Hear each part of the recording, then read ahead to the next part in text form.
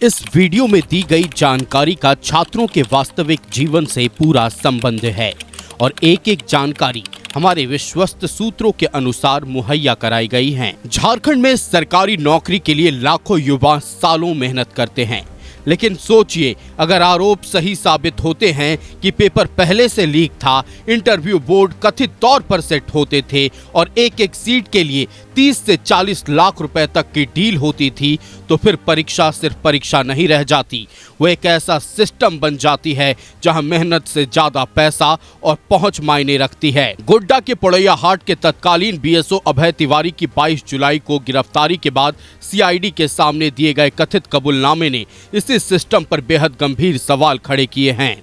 इन बयानों की अंतिम सच्चाई जांच और अदालत में तय होगी, लेकिन आरोप इतने गंभीर हैं कि जेपीएससी से लेकर जेएसएससी तक पूरी परीक्षा व्यवस्था कटघरे में खड़ी दिखाई देती है। 2 करोड़ में टीडीपीएल को काम दिलाने का दावा।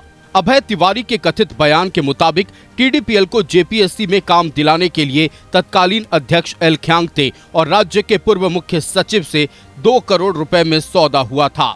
इसके अलावा कंपनी को मिलने वाले भुगतान का 20% कमीशन भी अध्यक्ष को देने की बात थी। इस लेन देन की कड़ी था मुख्य सचिव के आवास में कार्यरत धर्मेंद्र ने कथित तौर पर टीडीपीएल को OTR, OMR scanning, OSM, admit card generating और अटेंडेंस शीट प्रिंटिंग का काम दिलाने के बदले 20 से 25 लाख रुपए कमीशन मांगा। साथ ही कुछ अभ्यर्थियों को पास कराने की बात भी कही। अभय ने यह बात टीडीपीएल निदेशक रामवीर सिंह को बताई। रामवीर तैयार हो गए और कंपनी के कागजात धर्मेंद्र को दिए गए। इसके बाद अभय तिवारी, आनंद उर्फ सानंद प्रकाश, रामवीर सिंह और सत्यपाल सिंह की मुलाकात एल ख्यांगते से रेडिशन ब्लू के वाटर फ्रंट के सामने स्थित रेस्टोरेंट में हुई। 2 दिन बाद जेपीएससी अध्यक्ष और सदस्यों के सामने टीडीपीएल का प्रेजेंटेशन हुआ। इसके बाद ख्यांगते ने रामवीर को धर्मेंद्र से संपर्क में रहने को कहा और कंपनी की फाइल परीक्षा नियंत्रक श्वेता गुप्ता को दे दी। मोरहाबादी से स्टेट गेस्ट हाउस तक अगली बातचीत मोरहाबादी मैदान में अभय, रामवीर और धर्मेंद्र के बीच हुई। कथित तौर पर यहां एल ख्यांगते के लिए 2 करोड़, धर्मेंद्र के लिए 20 से 25 लाख और जेपीएससी से टीडीपीएल को मिलने वाली कुल बिलिंग का 20% कमीशन तय हुआ। कुछ अभ्यर्थियों को पास कराने की शर्त भी थी।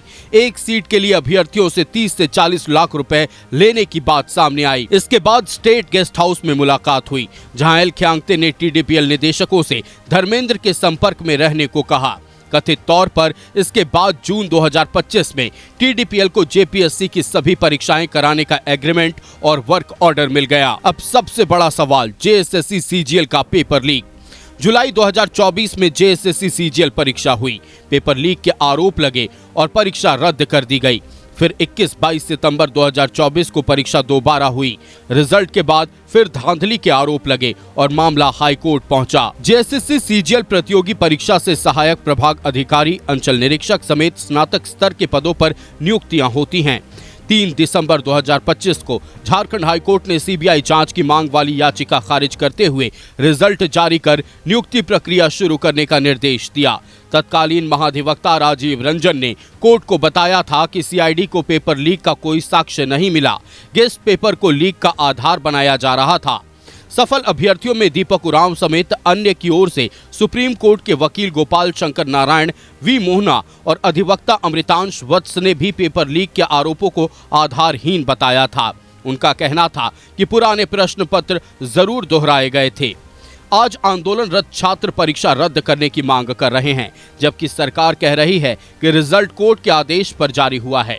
लेकिन अभय तिवारी का कथित बयान क्या कहता है? अभय के मुताबिक टीडीपीएल को पहले जेएसएससी सीजीएल का बायोमेट्रिक्स का काम मिला था। कम रेट के कारण कंपनी ने काम करने से इनकार कर दिया और जेएसएससी ने उसे डी इम्पैनल्ड कर दिया। इसके बाद अभय का संपर्क वेबल एजेंसी से हुआ। कथित बयान के मुताबिक वेबल के मालिक पटना के मिथिलेश सिंह और पार्टनर खूंटी के उमाकांत प्रामाणिक थे। कंपनी को बायोमेट्रिक के साथ प्रश्न पत्र छपाई का भी काम मिला था। अभय का दावा है कि मिथिलेश और उमाकांत ने उसे जेएसएससी सीजीएल के प्रश्न और उत्तर दिए। उसका पहला दिन हिंदी भाषा का पेपर था। उसके मुताबिक वेबल के मालिक मिथिलेश सिंह के सहयोगी राकेश सिंह ने बोकारो के एक क्वार्टर में उसके अलावा 15 छात्रों को 65 सवालों के जवाब रटाए। उस वक्त राकेश और मिथिलेश दोनों मौजूद थे। अभय का दावा है कि उसे पहले से उत्तर मिलने के कारण चयन हुआ और उसका रैंक 48 आया। उसके भाई अक्षय तिवारी और भाई की पत्नी सुषमा कुमारी का भी चयन हुआ। बयान के मुताबिक अक्षय महिला एवं बाल विकास धुर्वा में जेएसए और सुषमा निगरानी विभाग धुर्वा में कार्यरत हैं। अभय के मुताबिक 15 अभ्यर्थियों से प्रति व्यक्ति 12 लाख रुपए यानी कुल 1 करोड़ 80 लाख रुपए लिए गए। उसने कथित तौर पर कहा कि पेपर वेबल एजेंसी की मिली भगत से लीक कराया गया था। जेपीएससी 11वीं से 13वीं में इंटरव्यू सेटिंग का आरोप। अभय तिवारी के कथित बयान में 11वीं से 13वीं जेपीएससी सिविल सेवा परीक्षा का भी जिक्र है। उसके मुताबिक जमाल अहमद, अजीता भट्टाचार्य, अनिमा हांसदा और जेपीएससी चेयरमैन से संपर्क कर इंटरव्यू में सेटिंग कराई गई। अभय ने आदित्य पांडे के जरिए अभ्यर्थी उपलब्ध कराने की बात कही।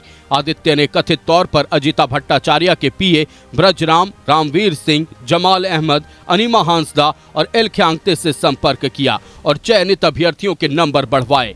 कुल 7 अभ्यर्थियों को फायदा पहुंचाने और प्रति अभ्यर्थी 15 लाख रुपए लेने का दावा है। अभय के मुताबिक प्रारंभिक परीक्षा का कथित रेट सामान्य वर्ग के लिए 5 लाख, SC/ST के लिए 2 से 3 लाख और अंतिम परिणाम तक 60 से 70 लाख रुपए प्रति अभ्यर्थी था। इंटरव्यू के पैसे ब्रजराम और चेयरमैन एल ख्यांगते तक पैसा धर्मेंद्र के जरिए पहुंचने का दावा है।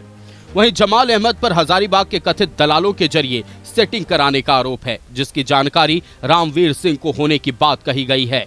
इंटरव्यू बोर्ड भी कथित तौर पर फिक्स। रामवीर सिंह के कथित कबूलनामे के मुताबिक 11वीं 13वीं जेपीएससी और सीडीपीओ इंटरव्यू में रोल नंबर के आधार पर टीडीपीएल कोड बनाता था और इन्हीं कोड से रैंडम बोर्ड आवंटित होते थे।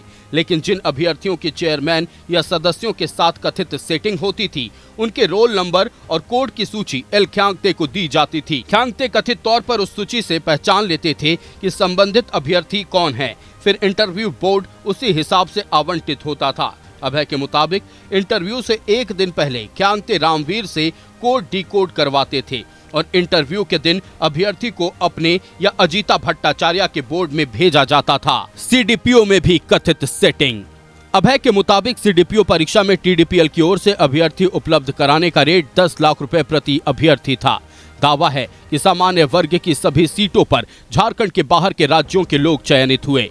रजक नाम के एक सफल अभ्यर्थी का इंटरव्यू एल ख्यांगते के बोर्ड में था और कथित तौर पर उन्हें 15 लाख रुपए दिए गए। काजल भारती का बोर्ड अजीता भट्टाचार्य के पास था और उनके पीए ब्रजराम को 10 लाख रुपए दिए जाने का दावा है। ब्रजराम के पतंजलि कोचिंग संचालक रवि कुमार से करीबी संबंध होने की बात भी बयान में है। प्रमोद कुमार पाठक की सेटिंग कृष्णा, जो ITI का प्रोजेक्ट मैनेजर था, उसने कराई थी। इसके अलावा कुमारी सोनी जायसवाल, विभूति कुमार, स्वाति कुमारी और अंकित कुमार की सेटिंग कराने का भी दावा है। बाकी अभ्यर्थियों की सेटिंग रामवीर सिंह ने कराई। लेकिन सवाल सीधा है, अगर परीक्षा में बैठने वाले छात्रों को पहले से सवाल मिल जाएं, अगर इंटरव्यू बोर्ड कथित तौर पर पैसे के हिसाब से तय हो और अगर सरकारी परीक्षा का सिस्टम ही सौदेबाजी के आरोपों में घिर जाए, तो मेहनत करने वाले लाखों छात्रों के भरोसे का क्या होगा? क्योंकि परीक्षा सिर्फ नौकरी पाने का रास्ता नहीं होती, वो सिस्टम पर भरोसे की परीक्षा भी होती है।